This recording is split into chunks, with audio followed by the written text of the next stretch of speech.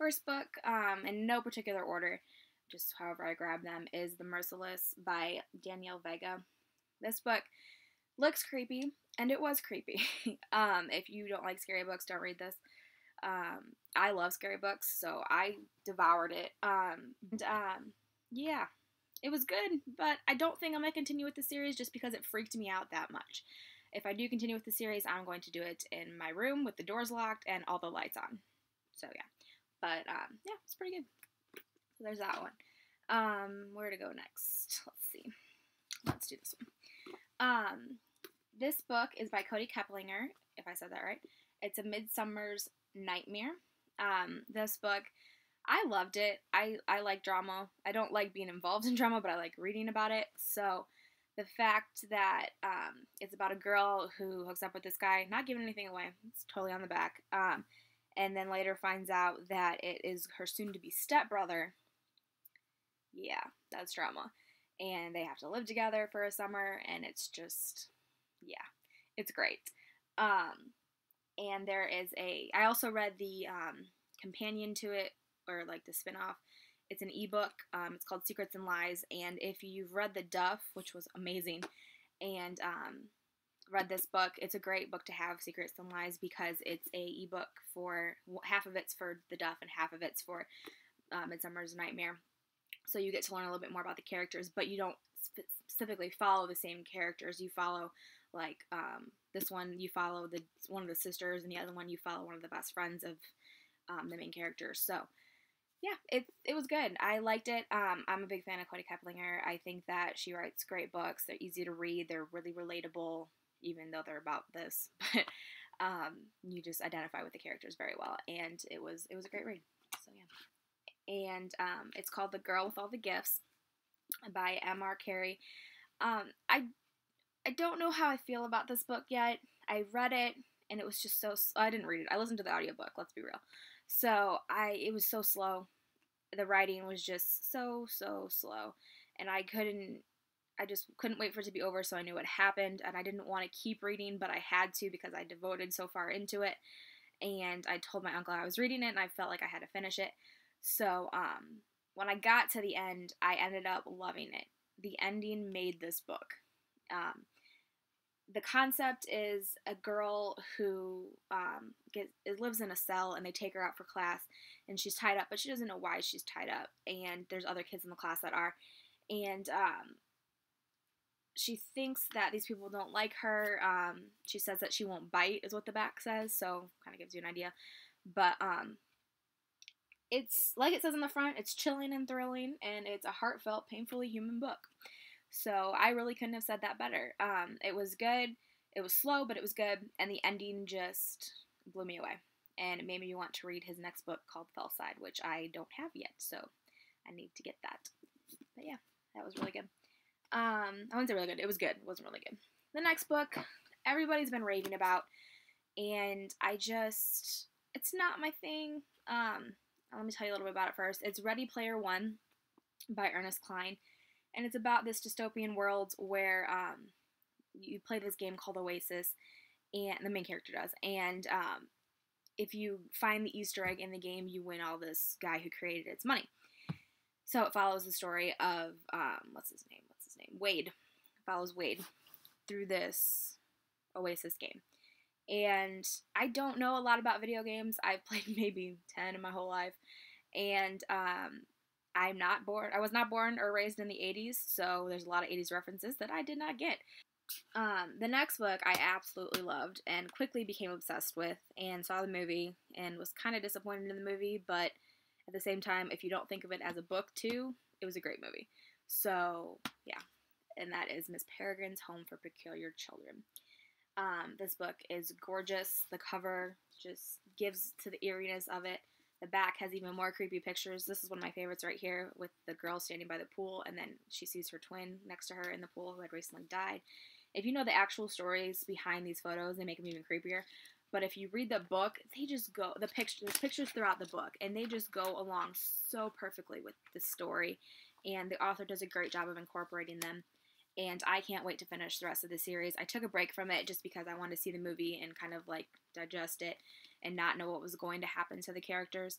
I saw the movie. I loved the movie. I had mixed feelings about it just because the timeline was kind of off and it didn't follow the story as closely as I thought it could have. I get why they made some changes though, so I see why this was the best-selling book though. I like the book more than the movie, but I will watch the movie again.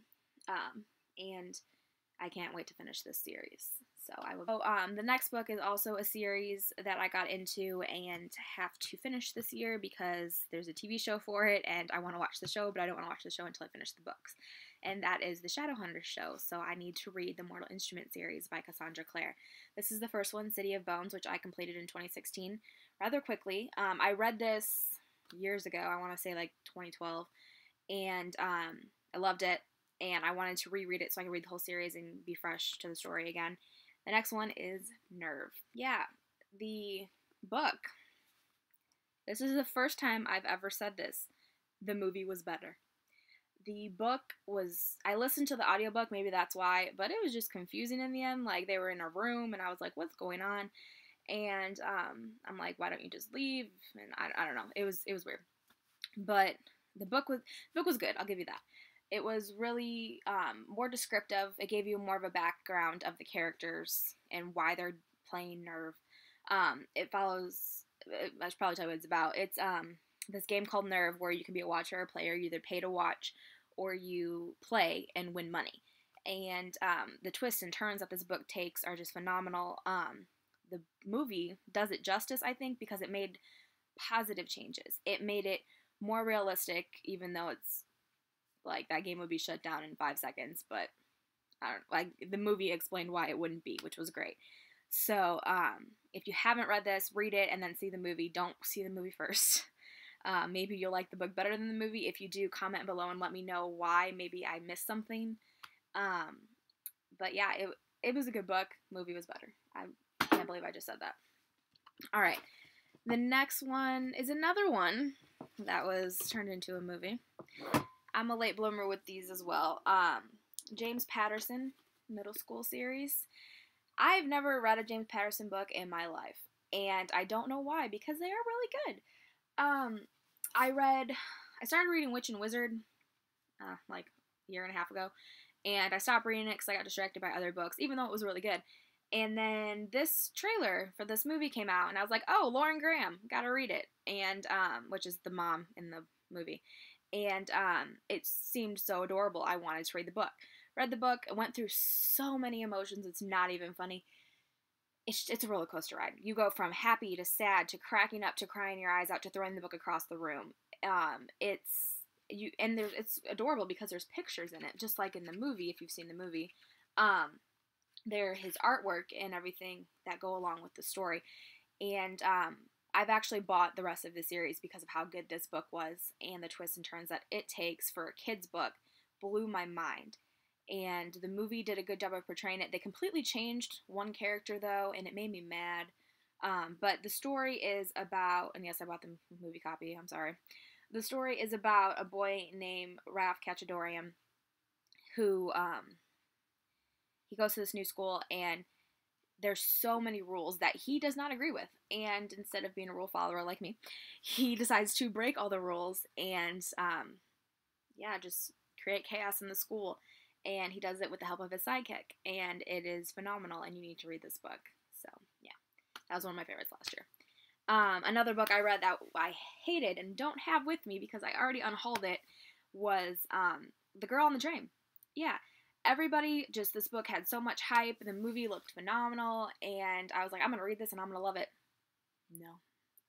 So, speaking of unpopular opinions, Harry Potter and the Cursed Child was another book that I read last year. And I loved it. I was brought back to the characters that I loved once again, and I wanted to reread the whole series just so I can devour it all again. And a lot of people don't agree with me, and that's fine. Everybody's entitled to their opinion, but I think it was a great addition. I'm glad there was more. I think maybe if I had started this series sooner and had to wait for each book and each movie like true fans did, I probably would disagree with myself right now and say I hated it, but I liked it, and I would read it again. I wish I could have seen the play. So, yeah. And then another book I read that I don't have because my friend is borrowing it is The Couple Next Door. It's about this couple who go next door to their neighbor's house for a party, and they have to leave their daughter home because the babysitter canceled. But they're so close next door that they just take the baby monitor and check on her like every half hour. And when they get back at the end of the night, the baby's gone. Another book I read, and I think this is one of the last ones, is Lauren Graham's Talking as Fast as I Can. I am a huge Gilmore Girl fan. I am a huge Lauren Graham fan. I'm watching Parenthood now and quickly becoming a huge fan of it. And the only thing I've never liked that she did was Bad Santa, and that's just because it was bad. And that wasn't on her. But the book talks about from Gilmore Girls to Gilmore Girls. But this book by Lauren Graham was fantastic. She talks about her life through Gilmore Girls to Gilmore Girls and Parenthood in between, and it is just fantastic to learn more about the characters that you love and the people that play them. And I just thought it was absolutely hysterical. I was listening to the audiobook on my way home from Indiana from visiting my family for Christmas, and I was crying. Like, I was just driving down the road crying my eyes out because of some stuff that she talks about, and with certain characters and the actors that played them had passed away. And she was just talking about how they incorporated that into the new show. And the other books that I read were the ebooks that came out for the Harry Potter series, and they were great.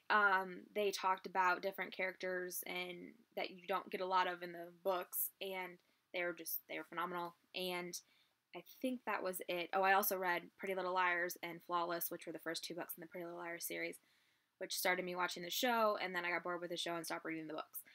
So hopefully I'll pick that up again. It's more of a summer thing for me, so I'm hoping, like, if I can finish it during the summer, that'd be good. So yeah, that's it for this video. And if you have any other books you'd recommend, please recommend them. I love getting new books and reading new books, especially ones that are recommended by other people. So bye, guys.